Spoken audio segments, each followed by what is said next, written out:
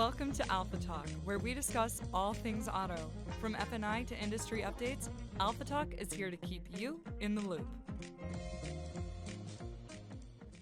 Welcome, everybody, to AlphaTalk. I'm excited to have Heidi McMillen on as a guest today. Heidi, I've known you for a long time.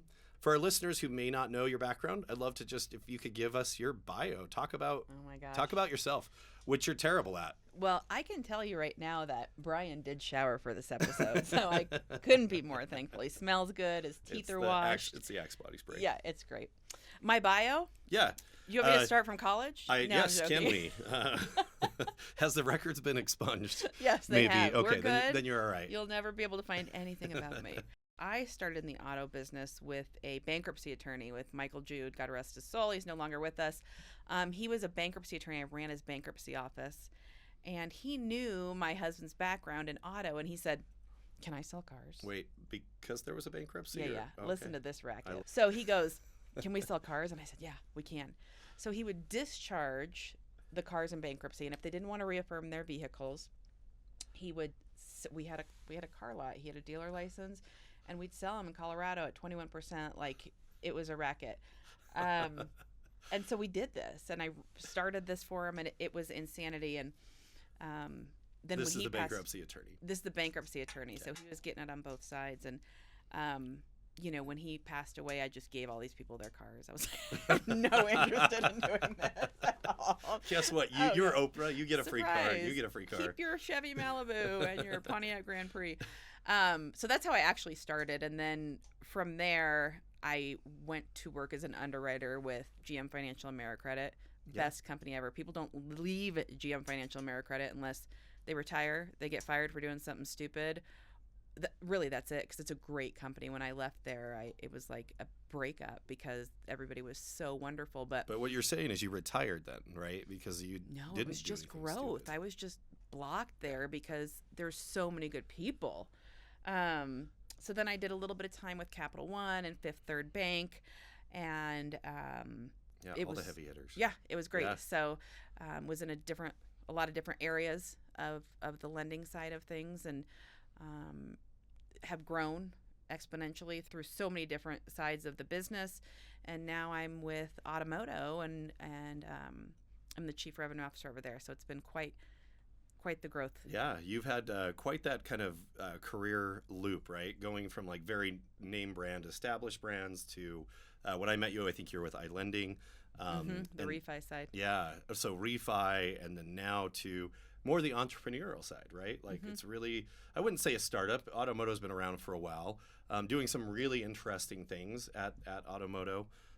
Maybe, I always let every guest have a couple minutes or a couple seconds to do your elevator pitch on what AlphaMoto is. These people are already Googling me. They already know. Yeah, they want to check your college record, is what it is. Hides. Tell us just a little bit about AlphaMoto. AlphaMoto is a lender aggregator, first and foremost. And then, from there, we've got a lot of different things inside AlphaMoto that can help from a compliance perspective, with dealer onboarding, with checking inventory. And then the probably biggest arm right now that is in AlphaMoto is a company called DealFi. And DealFi is a virtual F&I company for independent dealerships that gives independent dealerships access to lenders that they normally wouldn't be able to have. Yeah, it seems like there's a lot of companies that are trying to buy into that. There's to virtual F&I. Mm-hmm. Yep. And I think maybe COVID started a lot of that, kind of carrying that train through. And it makes a lot of sense, whether you're an independent dealer starting out, or you're a franchise dealer, need special financing, or even you've got the guy that gets the Super Bowl flu on Monday and needs to exactly. can't come in. You've got that coverage. Mm-hmm. So you've kind of, obviously your history has been mostly in the lending space, also in the technology side. And so that's really what I'd love to kind of take a minute and talk through, because I think you have such an interesting perspective on kind of both sides. I'm sure when you started with GM Financial, they weren't using AI. No. I'd love to understand, just over the course of your career, it's been a couple decades now, how has technology really changed in the lending space specifically? I think it's the evolution. Compare it to a Tesla, right? The evolution of what is going on the finance and lending side. What I really wish, Bryan, is that the team that was at the dealership, like the guys that are in the box, knew more about what is going on with the lenders, and I'll tell you why. There's no more fat fingering income, right? Oh, that guy doesn't make $50,000 a week at, Jack in the Box. It's actually $5,000 a month. There's no more of that. Yeah. Because there's so much infrastructure to check that. There's no more making the Comcast or the bill for the cable and submitting it for POR. It has gravely changed so much that they need to know what's going on in the lending world, right? You look at lending aggregators that are out there now and lending aggregators like OttoMoto, it's night and day. Mm-hmm. I mean, we check for fraud before this stuff even hits the lending institution. That was never thought of before. Yeah. So there's so many things have changed. I mean, I remember as an underwriter, people would send in proof of income. Yeah. And there's like Rocket Stub, and there's all these not fraudulent, I shouldn't say that. They can make you paycheck stubs, right? But all of a sudden you have dealerships and everything's coming from Rocket Stub. Well, where I was an underwriter, they would run it through machines similar to like your college professor would too. Like, did you plagiarize? Yeah. And it goes through and it spits it out, and it's like, yeah, this is from Rocket Stub. And the team at the bottom level, which is the finance team, they don't know the infrastructure that's going on the backside. And if they did, it would put a quick halt to a lot of stuff that we see. I mean, that's just scraping, barely even scraping. Yeah. That's a teacup of what's changed. How do you think, I think the big buzzword obviously is, and I alluded to it, the AI, right? And auto decisioning. Mm-hmm. That's something that we've seen a lot happen. I think probably most recently, obviously AI within the last year, but auto decisioning was already starting to happen. And there's large organizations, and that's kind of how they built their model, is on that auto decisioning. And I understand the idea around fraud. That's part of it. Easy. But it also is, time to market, the ability to like say, hey, if you hit this scorecard, you're going to get this deal bought and you'll have your contract in an hour. Mm-hmm. What do you think the benefits and maybe pitfalls of that auto decisioning? Have you seen it be helpful, or is it, in your opinion, is that something that the market probably has shifted in a negative way? I don't think it's shifted in a negative way. I think it's all pretty much for the positive, but there are pitfalls in it. I can tell you there's companies out there that can look at your scorecard through AI, but it's, AI obviously has the bedrock under it, so you're not getting PII out there and everything, but and tell you where the faults in your scorecard are. Every scorecard has faults. You want to know why? Because if there was any perfect scorecard, there would be one lending institution out there. Yeah. So everybody has their niche, and it's where you want to take your risk. So I think it's a good thing because it's speed, right? If you're not using AI every day as a human, you're behind the times. So I think it's great for the lending institution if they know their niche and what they're looking for, because there can be pitfalls in certain things as well. I mean, I've personally seen pitfalls in like synthetic ID, right? Because you have these trade lines and it's like the AI picks it up. Oh my gosh, they've made 24 payments on this American Express card, and they're a great proponent of a loan with ABC Credit Union, let's say. Yeah, boo, that's a authorized user card, and AI didn't pick that up. Yeah. Well, that's the first indicator of, oh, look, that could be a synthetic yeah. ID. So sometimes Interesting. I would say 80-20 split, Yeah. right? But as long as you have some sort of safety net underneath it watching that, I think it's much better than the alternative. Yeah. Well, and you brought it up too, where you wish that the user at the dealership would know a little bit more about the underwriting process and what happens with the lender side. I see it because I think a lot of times that creates this like unnatural balance between obviously the dealership wants to sell the car, and it's not the dealership typically that's like providing those synthetic IDs. It's the criminals that are doing it, right? Yeah. It's not like they're just trying to do a bad business because they have a legitimate business. I think that's really where that will start helping, that level of transparency to say, now it's us against this customer who's actually trying to steal your asset, right? It's not about us not buying your deal. No, and you're gonna end up filing the insurance claim, not Yeah. me, right? Because Yeah. I'm gonna charge you back as a Yeah. lender. Yeah, there's a lot of, but you know what? There's always gonna be fraud out there. There is, and they're just evolving. So we have to do the same, right? So what do you kind of following that train of thought? What do you find the biggest issues are in the current lending environment for a dealer? For a dealer, Yeah, let's start there. I think it's knowing what deals the lending institution will buy. Mm-hmm. Finance managers like, I'm gonna click here, and just see where it sticks. Yeah, You can't do that yeah, because there is a monetary component to doing that to the lending institutions, and there's a cost every time they get that credit app. From it starts, oh look, we've hard pulled them. Now I got to send out an adverse action letter. Now it just starts ching ching ching ching ching, and you want to know why your rates are so high from some of these lenders? yeah, That is part of the problem, is because that happens at the ground floor. Yeah. Right. So I think it's not that you automatically just got 2% higher. It's because of all the fees based there's on costs. Yeah. I mean, it's not just cost of funds. Yeah, When you go and get a line as a lending institution, there's so much more to that. Yeah. And so the layers of, why are your rates so high? yeah.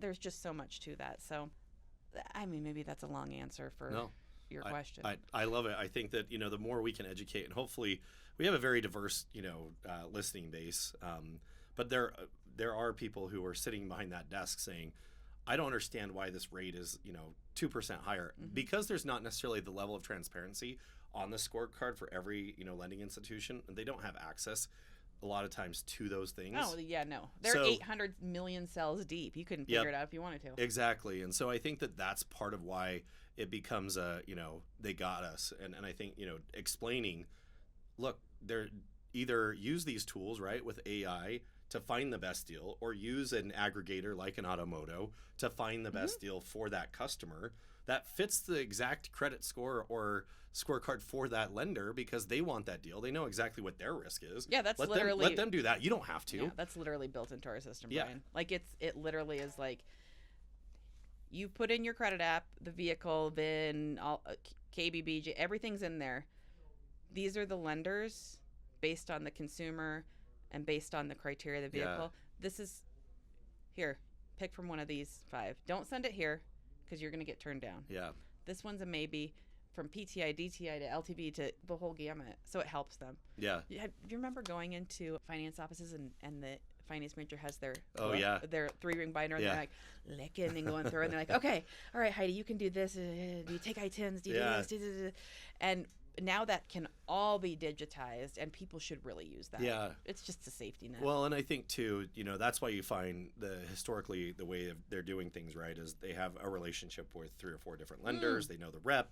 The rep takes them to lunch or golfing, and they're like, "Oh, this is great! Yeah, this is great. I know this person." So instead of learning all these things, because it's way too much for any one person to consume and know it, then I'm just going to send it to what I know. But then you're not either getting the best rate for yourself, either taking care of the customer, or you're just not getting the deal bought at the end of the day. Or the back end component. Yeah. I mean, the reality of it is, if you can figure out how to maximize your back end product and put a vehicle service contract, gap, tire and wheel, whatever, the chances of that loan performing are so much better.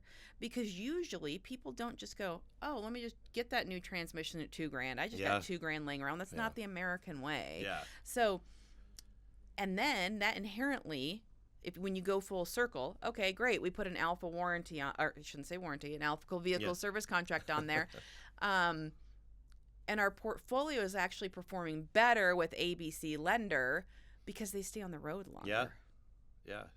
So, yeah, it's knowing how to maximize your callback. And if I could say one thing to finance managers, it's like, figure out how to sell the back end product in a graceful, ethical way. Yeah. But your portfolios will be so much better with the lending institutions. Yeah. They will. It just. Yeah. It almost, of course, selfishly, we wish that we could almost force place insurance like you do with, your auto CPI, insurance. yeah. Yeah. Just because it does make sense. It protects the lender. it protects the customer, it protects the asset, and it does it performs better. Why don't you figure that out? If anybody could figure that out, it's you. Yeah, I don't have any powerful friends in Washington, unfortunately. Oh, we need a lobbyist? Yes. And you know what? I work in the auto industry because it's ethical. I would hate to be in politics. Oh, really? Yeah. Jeremy.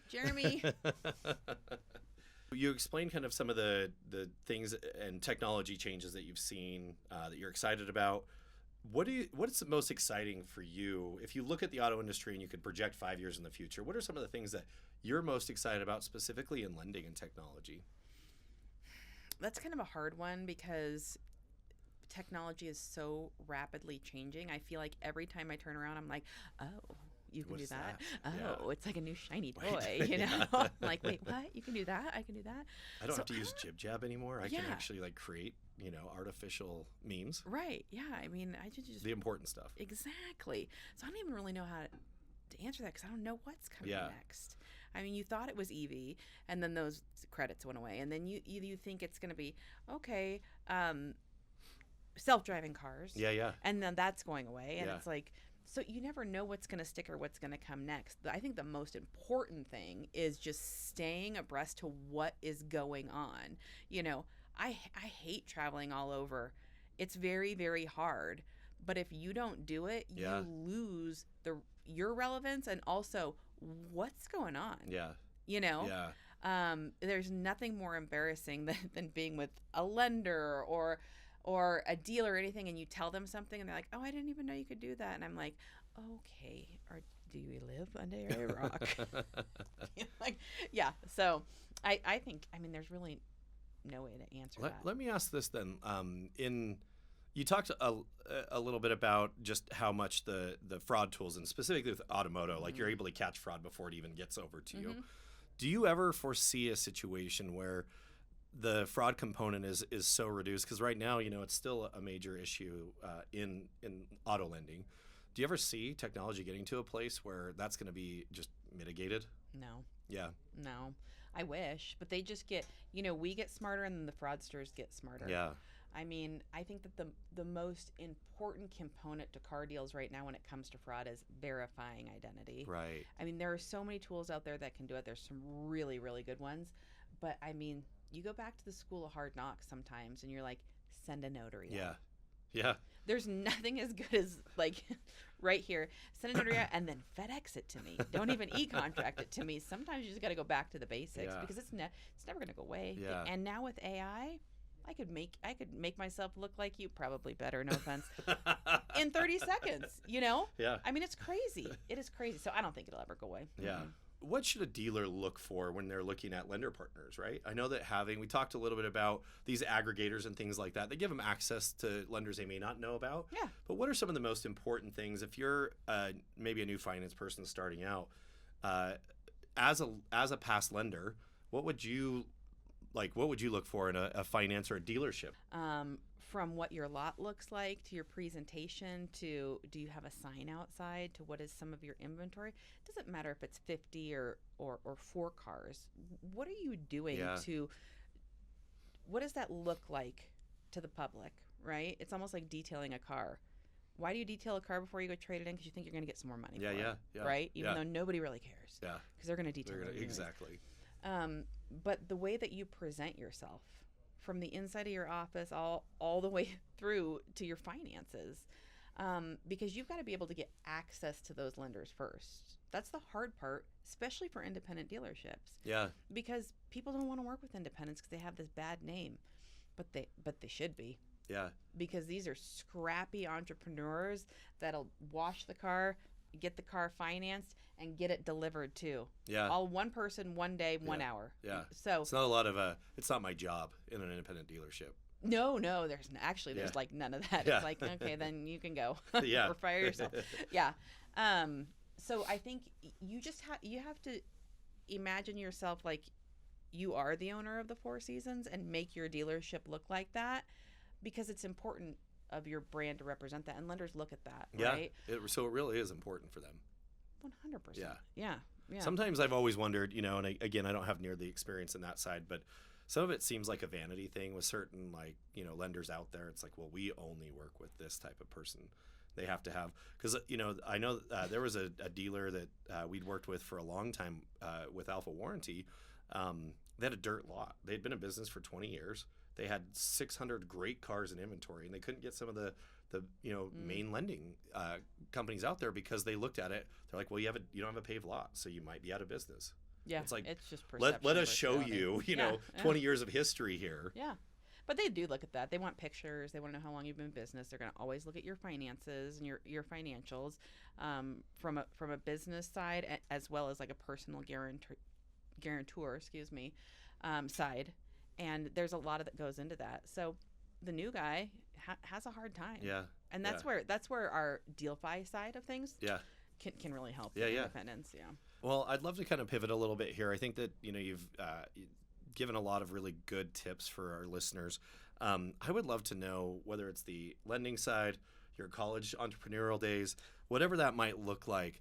Is there like a career defining moment or a really meaningful moment that you've had in your career that kind of solidified like either yes, I'm in the right job, or what did I get myself into? No, yeah, for sure. I can't mention any names, but I wish because they're still alive apparently. Oh yeah, right? they're probably gonna be like, get off my phone. I wish I had my purse with me. I carry this little Peppa Pig. Uh-huh. And when I worked for GM Financial AmeriCredit, one of the big executives there, we were friends on Facebook for some reason. I mean, they don't friends with everybody. It's whatever. It's like LinkedIn.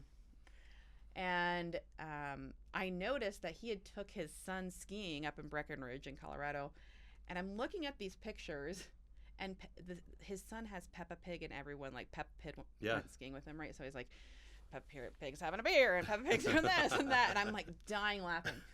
And so we were at a sales rally, and I went up to him and I gave him this tiny little Peppa Pig, and he looked up and he was like, you saw the pictures. Because it's like paying attention to what's going on in people's life. And he looked at me and he goes, you're going to do great things. Yeah. He goes, and you're going to outgrow me. Yeah. He goes, but you're going to be amazing. Yeah. And where was I? Auto Finance Summit in Vegas. It wasn't too long ago. You guys were there too. And I ran into this guy. Oh, really? Mm-hmm. Is he still with GM? Oh, yeah. Okay. And just narrow it down. I was for like, listeners. do you remember me? And he's like, of course I remember you. And I said, Peppa Pig? And he's like, yeah, it's still in my bathroom. I'm like, perfect, thanks. But yeah, but it reminds me of like, it's so stupid, but it's not like he saw something in me and he was like, you've got this. Yeah. And so every time I see like Peppa Pig or something, I'm like, oh yeah, I can pull this off. I think it's such a classic example of how it's still such a relationship industry. Oh my gosh. And for me, that's one of the things I love the most about it. We talk about it a lot on the show, but I really think that whether it's like all these things enhance our industry, the AI is enhancing it. Mm-hmm. It's taking out some of the bad players and some people that aren't efficient. It's probably going to replace them. But overall, it's just going to enhance the auto experience. It'll never replace it because it's all about people. It's about relating to people, whether it's a finance manager relating to a customer or that GM seeing something in somebody who's like a lot tech and says, you know what, you're working your butt off. I know that I can get you to a place where we can do all the rest. We can train you. Or it's, somebody who just notices the people aspect of it. Mm-hmm. Yeah, it's one of my favorite all things. The time. It's not about what you know, it's about who you know. Yes, so go get your degree, but I don't care if it's underwater basket weaving. Well, the last question I have for you is kind of in that same, vein as far as like just looking back on your career. You spend a lot of time doing it. You're obviously still in it, still enjoy it. Uh-huh. You've been one of my favorite people to don't lie just because we're on air. Yeah, it's because you can't really say what you want to say. Can't wait till like you do this with some other podcast and you're like, I can tell you about this. I can't tell you who it was, but this one guy in Las Vegas one time. But knowing what you know now, what do you wish you would have known when you started your career? I wish I would have listened more. Yeah? Really? Because yeah. Just kidding. I mean, but I'm old now just with a lot of Botox. I mean, you don't realize, you think you know things, and sometimes you just got to stop and go, okay, listen, you never know everything about the auto business. You never do. So I just really it's probably my grandma, did your grandma ever be like, you have 2 ears and 1 mouth for a reason, Brian, shut the hell up. Yeah, that adage, it's like, maybe we should all pay attention to that a little bit more. But honestly, that sounds silly, but it is. Because I could have learned a lot of lessons. I think your career is really just a highlight, though, of that, right? Like, you pivoted into so many different roles. You obviously, like, took that to heart and, it wasn't just you work, because if you don't, you're going to be in, at least you would have been in the same role. It sound, you maybe still be at GM Financial, just doing what you were doing in underwriting, right? Yeah. So I think that your career probably defines that. Yeah, great advice. And I think you've already taken it to heart. So, Heidi, it's been awesome having you on. You're a great guest and a lot of fun. Look forward to having you on again. It sounds like Trevor's already got you lined up. Thanks, Heidi. AlphaTalk is an Alpha Warranty Services production. Learn more at alphawarranty.com.